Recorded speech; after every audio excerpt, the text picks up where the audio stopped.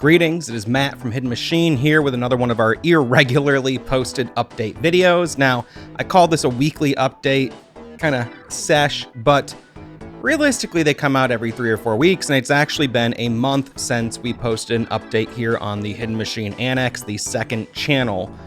But we did do a seasonal update on the main channel, which is kind of like the big version of these videos, maybe a little more focused, maybe a little more official, even though it's the same exact video. I swear to God, there's really no difference. Now, since that time, since the last update here, we did the update, the summer update on the main channel. Also, we put a Shining a Light on Night Springs video out, which is basically my overall analysis of Night Springs, the DLC for Alan Wake 2.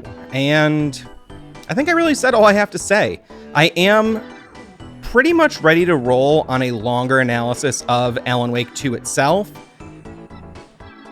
but I really feel like I need the Lake House DLC before I can put that out, because the video I want to do and the story I'm trying to tell here is like very all-encompassing, and if I don't have that, I don't feel like I can do the rest justice. And I could be wrong. Now, the only reason I felt comfortable putting out a Night Springs standalone video like that was because everyone was pressuring me to do it. No, it was because I know that that was more of a, you know, they called it a what if. If you're familiar with Marvel Comics, what if, it's kind of like a non-canonical, oh, it happened in another universe kind of thing. So, you know, Night Springs is kind of a standalone story in a lot of ways. Now, that standalone story does weave into the greater narrative of Alan Wake 2, especially since, you know, you can access the episodes through the main campaign instead of just going, you know, from the main menu and playing just the DLC.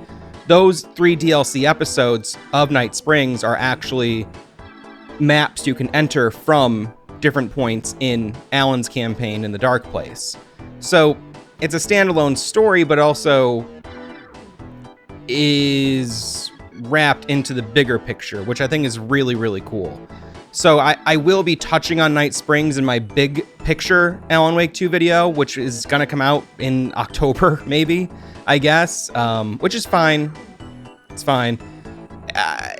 But I won't go as in-depth as I did in this video. We also put out 63 Next Fest demos.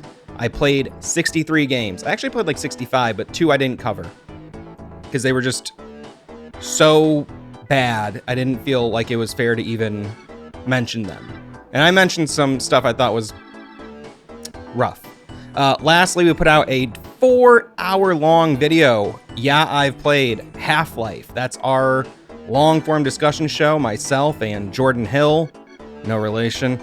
And we talked about Half-Life. It's a brilliant game. It's one of the best games ever made. It's a very important part of PC gaming history. We have some opinions on it. We also have a lot of laughs. Coming up next on the channel is going to be, well, we're doing Deadly Premonition right now as per a Patreon request, and I actually can't find the messages from the person who requested it, so I don't remember who it was. I don't know if they deleted their profile. Yeah, I'm struggling to remember who suggested it. And when I looked at my little Patreon inbox, they were gone. But it was a request. There is a tier on there you can join up, and you can request an episode of Yeah, I've Played, and we're gonna do a few hours at least. And Deadly Premonition, I've always heard about it. I don't know much about it. I'm pretty early on in the game, trying to go in blind. I know a lot of people love it, a lot of people hate it. I totally see why it's a divisive kind of game, and I'm really digging it, but I can see how some people would go, what is this shit? You know, it's kind of an absurd game, to say the least. Beyond that, I've made significant progress on another video that I've had in the works for a long time. It's about the Hitler games, which it's a topic, it's so kind of taboo to me that I don't know if I'm overthinking it. I just don't, and I think I take all precautions necessary. I don't want people to think that I'm just like, I don't know, just trying to be edgy and like insensitive. Usually I'm not too worried about that kind of thing anyway, because I think, you know, I'm not someone who's hateful or, you know, bigoted really, and I kind of try to be vocal about where I stand on issues, even if it's not always kind of, you know, along any party lines. I don't really subscribe to any group or anything, but I know how I want to act in my community toward the people I know in my life. And anything beyond that really is not even real to me in a lot of ways, because it's like, you know, I'm having such an indirect impact on things. Although I do try to be conscious of stuff like, you know, where I buy clothes from even, you know, like I don't really believe in the fast fashion stuff and supporting, you know, slave labor. Same thing with like foods, you know, I don't buy certain brands and go to certain places because I just don't believe in their ethics. And I do feel like they have a disproportionately negative impact on our global community. But nobody's perfect. And I don't throw any shade at anyone for doing what they want to do and living how they want to live. Because, I mean, honestly, like, we're all in a crazy, just, you know, space. Like, the world is so vast and every situation is so unique and so different, while also kind of being all the same. You know what I mean? It's hard to, like, really encapsulate a theory of everything, so I'm not going to. But regardless, it's been a video that I've been working on for a while, but I just kind of was like, ugh, am I doing this right? I think I am now. I punched up some of the jokes. I feel like it's pretty funny. I also feel like hopefully it's informative, and it does lead into a second video, which is a video about right-wing gaming in general, which I was going to combine the two videos, but I think it's going to be more of a part 1 and a part 2, because I think doing a bunch of Hitler games and then doing a bunch of like far right-wing gaming kind of stuff, I personally think it's very bad and reductive. I don't know what the word I'm looking for is, but to say something, you know, I saw so many people being, you know, comparing like Trump to Hitler, and I think that is insane and insanely disrespectful to anyone who suffered at the hands of the Nazi regime. And those ramifications are still here today. Whereas Trump, yeah, I understand some of the negativity surrounding him and maybe some of the hate speech or violence that he inspired. That is not the same as orchestrating a genocide. And to say those things are comparable, I think is fucking crazy. I think you're fucking insane if you even try to make that comparison at all. That's so fucked up to me. So I didn't want to do a thing where I basically go, here's a bunch of Hitler games and here's some like, you know, MAGA games basically or something, you know, and try to conflate those two things. Not even that these Hitler games are even all that serious when it comes to, you know, an accurate historical representation of events. But I digest. That's the video I'm working on right now. I've been plugging away at it a little bit every day. I am honestly on the verge of burnout, not really with the channel, but just in my life in general. I wish I had more time to dedicate to Hidden Machine right now. I think I've said it before, but the summer is my busiest time of year. I'm gigging about 2 times a week, every week, and it's good. The money's good. I mean, last night I think I made just over $400 total. Oh, even more. Not quite 5, but we did a 3-hour gig, and between merchandise, our hourly fee, and tips that we received during the show, nearly $500 for a 3-hour show. And it was a very nice show. We played at a you know, private party, set up on the driveway there. It was someone's 60th birthday party. It was very nice. They wanted to hear some country music. Of course, I'm talking about my band, Austin and the In-Laws, the North Country's premier post-outlaw country band. We got a really nice set. That was really fun. And then they gave us amazing food. They had this whole home-cooked buffet that these 2 ladies handled, and they did so many amazing dishes. It came together so nicely, and the food had been staying out for like 4 or 5 hours by the time we got to eat. Didn't matter. Everything tasted great still. They were in you know, what, chafing dishes? Is that what those are called? You put a little candle under them, keep them warm, put the foil on top. But regardless, that was a wonderful show. Met some nice folks.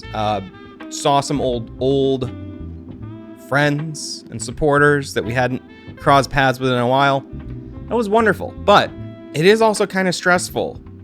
And all those nice things, I don't mean to be ungrateful, and having, making $400, $500 in a night, pretty sweet. Okay. I'm not rich. So, a little chunk of money like that for ostensibly, with travel and setup, we're making $100 an hour individually, myself and the other member of the band. That's pretty good. That's pretty damn good. But doing that multiple times a week, every week, all summer, when I already struggle so much personally with the heat, like I am so sensitive to the heat. Like I know I'm not the only one. It's not like a unique issue, but I have always been super sensitive to the heat. It makes me feel so sluggish mentally and physically that it's just harder for me to accomplish anything else. That I'm doing, like any tasks I have, I just feel like I'm struggling. I'm doing worse at work. I'm making way more mistakes on the job. Nothing that's putting my position in jeopardy, but stuff I go, how the hell did I do that wrong? It's something I've been doing for years. It's just the heat, man. It really fries my little nugget. So all that is to say, I'm not moving as fast as I'd like on some of these hidden machine projects, but also I think if this channel is going to have longevity, there's going to be ups and downs, and I don't expect every video to be a home run. Clearly not by the views. And I also think I honestly, I'm so grateful that anyone watches, but also I was having a great time before anybody watched. And if everybody stops watching, I'll still probably have a good time, because I've always been making stuff and saying things and sharing, and even if no one's listening, I enjoy the process. I really enjoy making videos and writing and thinking, and it's a very enriching thing for me. And hopefully, all I hope to gain is connecting with some like-minded individuals and maybe learning something myself, and hopefully maybe, enlightening someone to something, or giving them a perspective or insight that they can take away from and feel enriched in some way. It's not really for notoriety or ego or any financial gain or anything, and that's another thing where I'm very grateful that we do have some cash flowing in through the channel, whether it's through the Patreon, the channel memberships, or just money we get through YouTube for, running ads, which sometimes I have some misgivings about. I mean, it's fine. It's fine. The money really helps. The money really, really helps. We just, I took some of the money recently and I bought a new mic for Jordan, and he's been doing more streams with Sarah Mundy, friend of the channel. They've been playing through Mario 64 together, and they don't have like great parity between their mics. I think they have a 57 and an SM57, and then like it's some name I'm not familiar with, a brand. It's like maybe it's like a Yeti or a Snowball or a UHX or something. It's like a pretty good mic, but it's not a mic I've never used, but I purchased something that I think will give them a little more parity between the two mics. Sensitivity, input level, sound quality. The 57, the SM57 is a great workhorse mic. I use them all the time, but they're not great for holding and talking into, for this kind of thing. I think they're much better suited for guitar cabs or snare drums or other instruments rather than vocals. The SM58 is basically the same mic with a little ball on the top. That's better for live vocals, I think. That's also another mic you can just beat the hell out of and it'll keep working for a long time. But it's because of the support that we receive from viewers like you that those things are able to happen. And hopefully, the goal for me with the money that the channel makes is put it back into making the channel better, making the end result of our work nicer and more refined for the viewer. Hopefully that comes across. I do try to make sure things look good. I've been battling this. This video is 1080. I was doing everything 4K. I can't afford to. And also I've put the polls out. I've asked. 4K is not that important. I've had like 2 people say, I prefer 4K. 99% of people did not think it mattered at all. And I think that eventually it will matter. But I don't know. Maybe I'll go up to, what, 1440? Is that higher than 1080? I guess it is, yeah. But I don't know how to get all of the different resolutions out of this camera. I can go basically from 1080 to 4K, and I need to find something in between. Also, from what I understand, like uploading in 4K to YouTube isn't as good as uploading in 1440p, I think. So it's something I haven't really had the time or mental energy to really divert my attention away from something else and devote attention to this. So, and I think maybe even by the way I'm speaking, you can tell that I'm kind of a little frazzled. So, and actually, part of that too is because I'm having this nitro cold brew, which I dropped my cup when I was starting to film this video. It didn't spill at all. What an amazing design. Okay, it did just splash me in the face. That's not good. I take back every nice thing I said about this cup. Anyway, the music's going really well still. Austin and I do have an album we recorded late last year that we want to put out, but we need a little time. We want to do a Kickstarter campaign, and we want to do a little crowdfunding, and we want to offer some really neat rewards. The biggest reward we want to offer, maybe not the most expensive one, which would be obviously Austin and I come out to your house and give you a sensual massage. No funny business, okay? But it will be very erotic, but we're not going to bring you to completion. That's going to be in the $1,000 tier, but a lower tier would be, we want to do a songbook. Part of what I've come to really love about music is playing other people's songs and sharing songs and watching how, whether it's through hip hop and sampling, a lot of hip hop samples, those are records that those people, you know, their parents are playing around the house when they were growing up. And that, to me, it's almost identical to folk musicians and country musicians, like playing songs, and even back pop and rock artists a lot more in the 60s, 70s, less so, it seemed, up through the 80s into the, to today. Seems less common for big mainstream stars to be doing covers. Although it still happens, obviously. I mean, we just had, that Fast Car cover was a huge hit. People still, extrapolate different elements of songs and repurpose them, but it used to be very common for a contemporary pop star to just cover another contemporary pop star's song. And it, especially at live shows, and that just doesn't happen as much as it used to. I'm not saying it doesn't happen. Don't try to do a gotcha in the comments, okay? But I think part of what could facilitate more of that is, hey, we got this album, you like it? Well, here is the chords and lyrics, and you can play the songs yourself. Take them. They're now yours. Go on. So we are trying to get a songbook done, and Austin did the first half of the work. I'm supposed to do the layout. I just got to find the fucking time to do it, man. I'm so at burning the candle at both ends, at my wit's end. But I'm trying to stay positive, and honestly, I have a lot to be grateful for, and life is really good. But I am so sick of playing shows. But I need the money.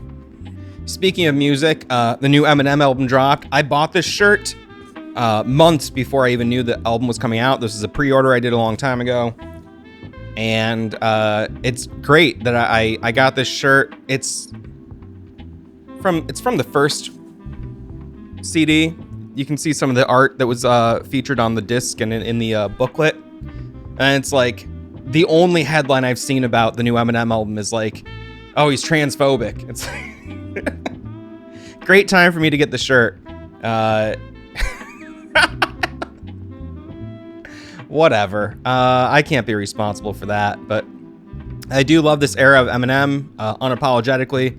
Even if a lot of it's very offensive, I think if you can't tell the difference between something said on a record and something said in real life, I don't know. It's a bigger issue than I want to get into right here, but it's also the kind of thing where I go, God, I don't want to be misunderstood, but also I'm going to be misunderstood anyway. People think I'm all sorts of things I'm not all the time, and I've just come to accept that. And if they want to talk about it, we can talk about it, but people will hate from a distance, or they'll love from a distance. People love me sometimes thinking I'm something I'm not as well. Joke's gonna be on them when they find out. Anyway, that doesn't mean anything. I got this shirt. I got another shirt recently, which I won't show, but it's the Max Payne 3 shirt. I had it in here, but I wore it the other day. I actually did a whole update video recently, and it was out of focus because now what I have here, I'll even try to show. You see my filthy desk. I have a monitor there. And actually my desk isn't that gross. This, I drank this yesterday. This was a nice coffee. This is another coffee. This is a cup that someone else left in my room. This is alcohol spray I use to clean things down. This is a seltzer I'm currently drinking. These are my glasses I wear. These are blue blockers. I use those when I'm doing computer work. This is my ashtray for smoking J's. I was clipping my nails. This is a little microfiber cloth. Put my iPad in here so I can watch stuff while I'm doing other things. I got some bubble wrap from a delivery I had recently. Assorted change, microphones, some stuff I want to list on eBay. We have a recorder over there, a novelty cup. There's a big stack of VHS tapes over here that I gotta go through. A couple controllers, a MIDI controller, some Polaroids of my wife. Hubba hubba. Anyway, I didn't have that set up. I didn't have my little monitor set up. So I didn't know I was out of focus. I was like, I think I'm in focus. I kind of like looked at the shot and sat down where I thought I should be. That was stupid. But again, I was stressing. And I'm trying not to stress right now. Trying to be chill. Now, again, going back to music, a new joint from the Joint Commission is dropping tonight, 12 a.m., Monday, July, 15th? It's called Cheeks. It's a dance song. I'm trying to learn how to make EDM and dance music in the way that I kind of like, I don't know, I like hip hop house music. I want to do something between that and also bring in some more like kind of like chiptune and breakcore stuff and a little bit of dance hall and industrial and kind of make the kind of dance music I want to hear. Now, I don't even like dancing, so I'm probably not qualified to make dance music, but I'm making what I think dance music is, if that makes sense. And this track is not quite really fully realized in terms of like being the kind of dance music I want to make, but I think it's something that's going to help to bridge the transition. So that'll be dropping in just a number of hours. I'll play a quick preview right here. Cheeks open up, sheets fucked up, cheeks open up, we ski and we not. Play with the flows, stay with some hoes in high-heeled shoes, calves raised on their toes. Only in select few ways it could go this way, but we make them say A to the O that way. And that's that. Now, we also did just drop a joint called GLS that I did the video for. It's got Ben Ryman, and it's also got Hotep on the scratches. I think this is some of Hotep's finest turntable work. I'll play a sample of that right here. Dance with the stars like the way Ferdinand Magellan. Go. Level. Scribbles. Go. And in case you don't know, again, that's the Joint Commission. That's a hip hop group that I'm in. I handle pretty much all of the mixing, mastering, some of the engineering, some of the production, sometimes I get on the mic and spit. But it's, I do most of the beats. Ben does most of the beats. Every once in a while, we have kind of satellite members who come in and we'll get on one of their beats. But normally it's just Ben or I doing the beats, and then we kind of collaborate on those. Like I might, make a beat and then he'll edit it down and kind of put the drops and the chops in and stuff. And Hotep is always there to do the scratches. Dust is the other main MC. Ben's an MC. Austin from Austin the In-Laws moonlights as Baby Einstein, and he adds all sorts of instrumentation to the tracks. It's just a little it's a band, but it's loose. It's a loose collective, And we've been putting out pretty much a new track every 2 weeks since like October last year, and it's been fun. I really enjoy it, and I'm actually going to meet up with Dust later today to try to work on something new. And I don't know, I just really want to understand how to make this music I have inside of me that I don't quite know how to get out yet, because I don't know what it is. It's a feeling that I'm trying to translate into notes. I know that sounds so dippy and goofy, but it's very true. It's what I am trying to do. I got my keyboard on a swivel here. I also have an ergonomic keyboard. If you don't have one of these and you do a lot of computer stuff, highly recommend it. It's gonna help you in the long run. Now I do want to share some stuff. I think this is kind of fun, just doing these little like haul videos, not haul videos. Recently, I picked up this. This is the King Turd collection. This is a bootleg, double Blu-ray of every episode of Beavis and Butthead, the OG seasons, not the later seasons, actually. But it's got the shorts, music video award appearances, much, much more. It's the complete series with the music videos intact. It's, a lot of those were edited out of the home releases. Obviously, it's a rights issue. I got this. This was like $12 or something on a website that I'm not even going to mention because I don't remember what it was called. Sloppy Second Sales, because you can see they just burn their own little Blu-rays here. And this is also this is Porn Stars of the 90s. This is part of my Midnight Blue collection. Midnight Blue was like a famous New York City trash television show. Highly recommend checking it out. It's a lot of fun. If you like any sort of edgy show, Midnight Blue. I'm holding a Blu-ray disc. Midnight Blue is like, man, it's just that sleazy era of New York.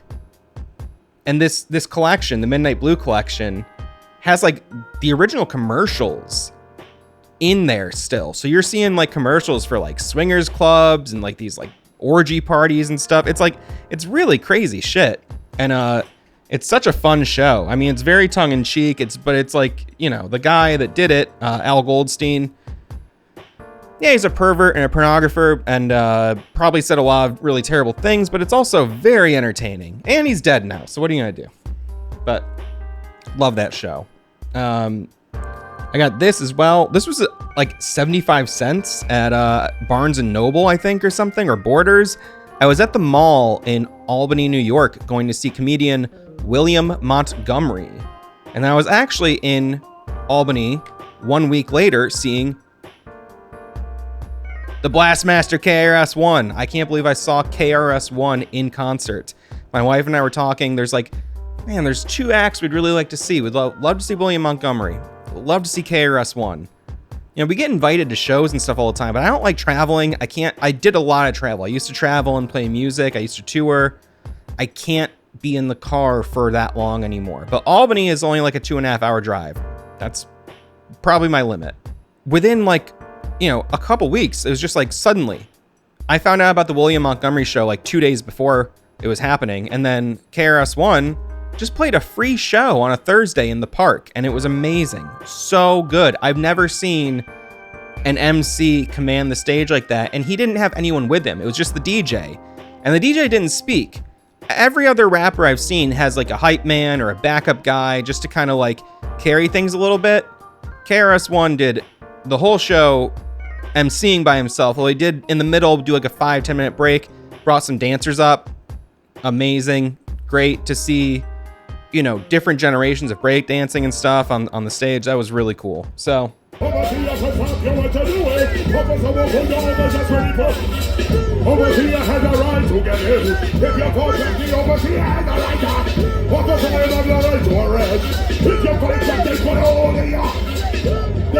great show. But this, I don't even know what this is. It's called Rock the House. It's a Sheldon P. Lane film. Malik and Stone pumped beats at clubs and remix songs for record labels. Now they want to rock the house. I don't know what this is, if this is a documentary or a fictional thing, but it's got exclusive tracks, bonus music from Public Enemy, Sons of Man, KRS-One, Gravediggers, Chubb Rock, Confrontation Camp, Fast Eddie. I'm so curious what this is. I haven't had a chance to pop this in yet, but for like 75 cents, I couldn't turn that down. One of my favorite contemporary comic artists and writers, I think he's a writer. Does he write by himself or does he write with his brother? Okay, he does. Okay, yeah. Alex Delaney, he put out 2 new books. The first issue of Vengeance for the Living, which is a book that he illustrated, and a new issue of The Derelict, which is a book he writes and illustrates. The Derelict is about a guy he's like a hobo who huffs paint and goes on adventures. This is kind of a romance comic in a way. I love this guy's work. It's very pulpy.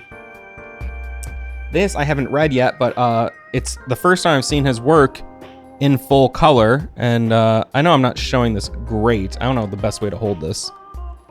But you can kind of see, this is also very pulpy. Looks like an action revenge type story. I haven't had a chance to get into this one yet, but I've been waiting for it for several years, actually. I've been watching, I believe, the work on this book and the issues. I think the second issue is already out if it's not up for pre-order, but very excited to check those out. Another comic I got, this still has the Ollie's price tag on it, but book 3 of Saga of the Swamp Thing. Now, I've read all this, but I don't own it. And again, this is like one of my favorite books. Alan Moore and Rick Veitch is the main artist here, but great work from many artists. I'm trying to show this. It's about self. It's about environmentalism.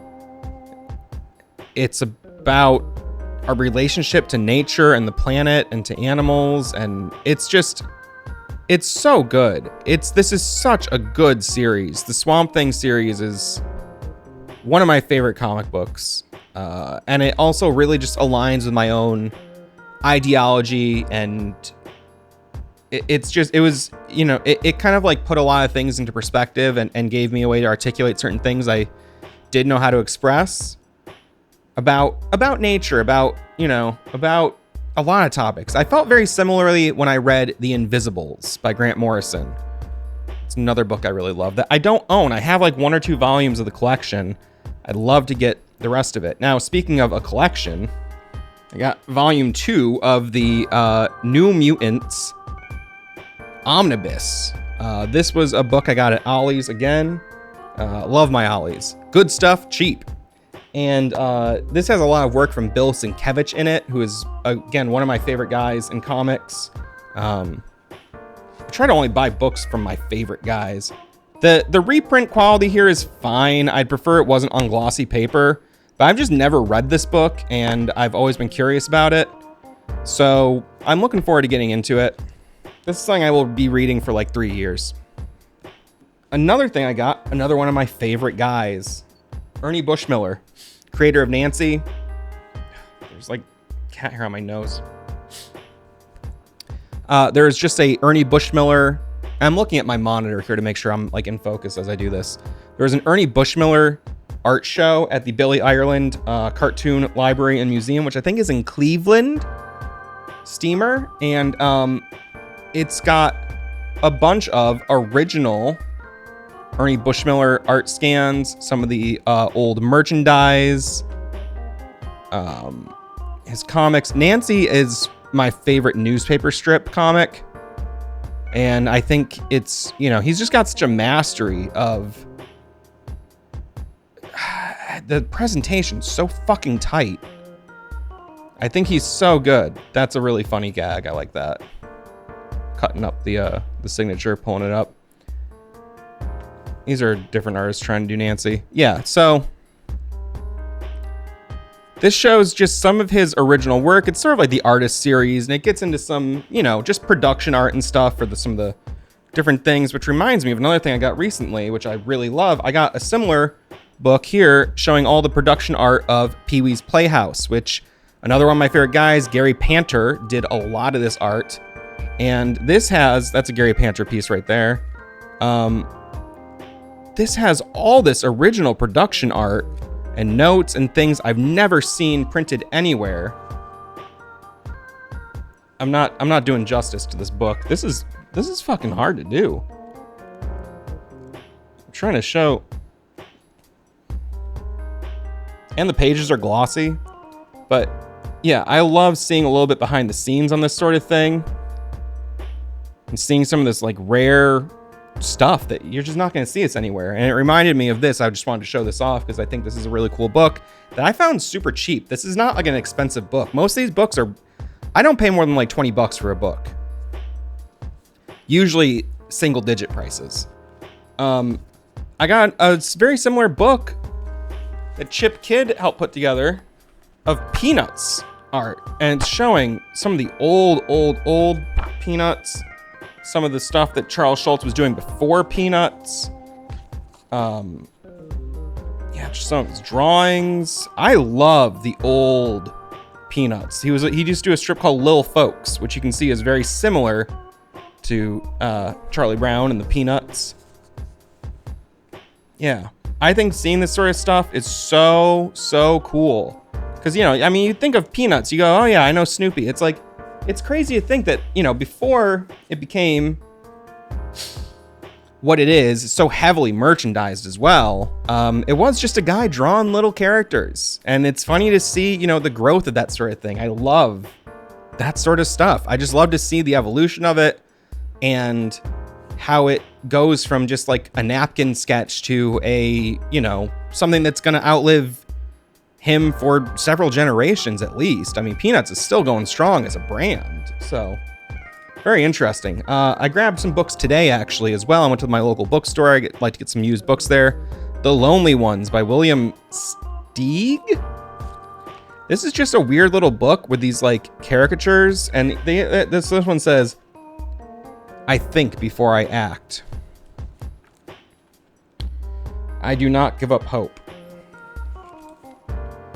I recreated myself. These like very bizarre little caricatures. I do not believe in misleading people.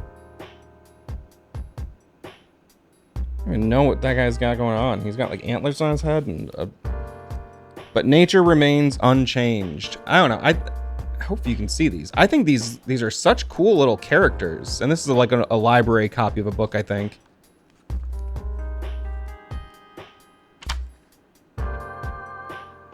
What does he say? Revenge is sweet. Yeah, I don't know. I thought this was so weird. It's just a bunch of little guys. I like this on the back here. Love the people on the cover. Trying to not get the glare in there, but you get the idea. That's a fun little oddity.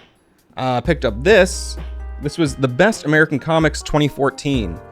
This has, so Scott McCloud was the head editor on this. He did Understanding Comics, which I read a million times as a child. If you've never read that book, even if you're only like peripherally interested in comics, I'd say it's still worth checking out. It's a great explanation of the art form and the process. This has Jaime Hernandez, Ben Catchor, Gilbert Hernandez. Got R. Crumb in here with his wife, Aileen. Franny Britt. Dan Clowes in here. Chris Ware. Brandon Graham. Mark Siegel. A lot of people I go, I'm interested in their work. And it's cool to see this curated sort of thing. Now, so many of the comics I read are from, 40 years ago or more. Stuff is pretty sick.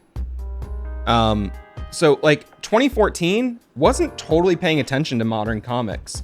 So to see something like this where, new ideas are being put out there that I just never got a chance to experience or witness, I love finding stuff like this. To me, this is like so fun just to see like a bunch of comics I would have never seen before. And the same thing, I grabbed this same style book. Oops, it's upside down. Printed in 1943. And this is the same thing. Different comics from that year. These like little sample platter type books where I just get to see a little bit of everything. I find this so enriching. I really love it. And it's just amazing to see like how funny and how unique some of these styles are from the 40s. You don't think about like comics through the ages always, So I'm very excited to read through this as well. Cartoon Cavalcade. Love those compilations. When I was first getting into like music as a teen, like really trying to understand, okay, what is my taste in music? I know what I like, but how do I find new bands? I would buy so many compilations. So many compilations. Speaking of the Hernandez brothers, I got Wigwam Bam. This is a Love and Rockets collection. If you're not familiar with Love and Rockets, it's a very long-running indie comic This is a collection. I have several of these. I'm not crazy about this book, but I'm just trying to get more and more into it because I like it. I don't know why. It's never fully clicked with me, but I will probably resell this one after I read it. This is a first edition printing, so I think I can get like $50 for that, maybe 30 or 40. Also, another thing I kind of have a blind spot for, 2 issues of Heavy Metal, which I love Heavy Metal from the 70s.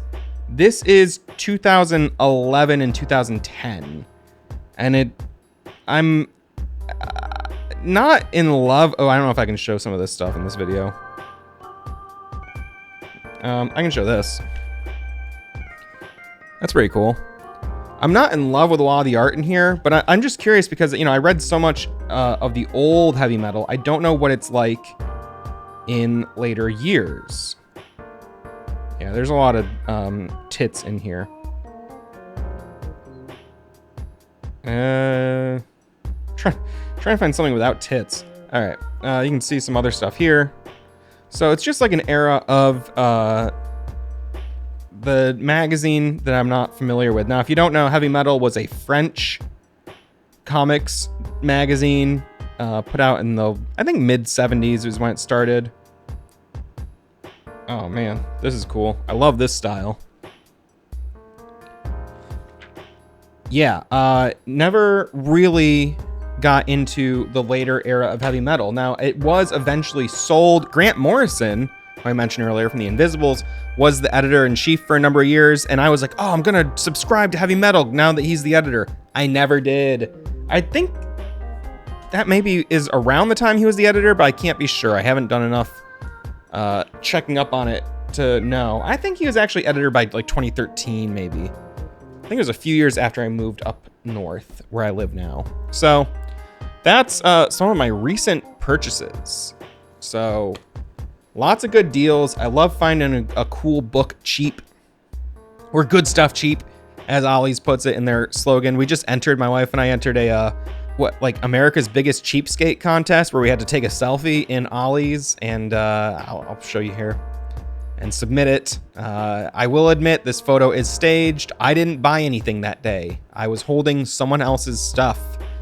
My brother-in-law, Austin, from Austin the In-Laws, was with us. We all took a trip to go see KRS-One, like I mentioned, and on the way home we gotta go to their Ollie's, the Albany Ollie's, which I call the Aldi's, which confuses people because you think of Aldi's, the grocery store chain. Anyway, that's pretty much it. Working on stuff, buying stuff, I guess.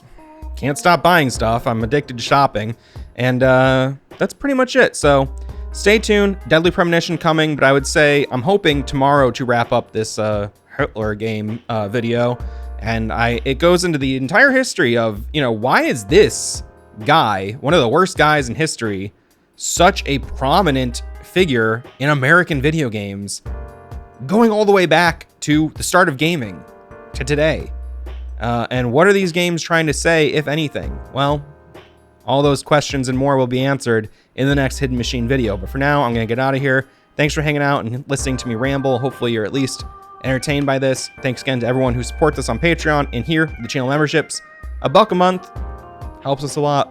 So if you love it, you want to see it grow, want to see it sustain, and you're in a position to help, we accept your help. Thank you, and good night.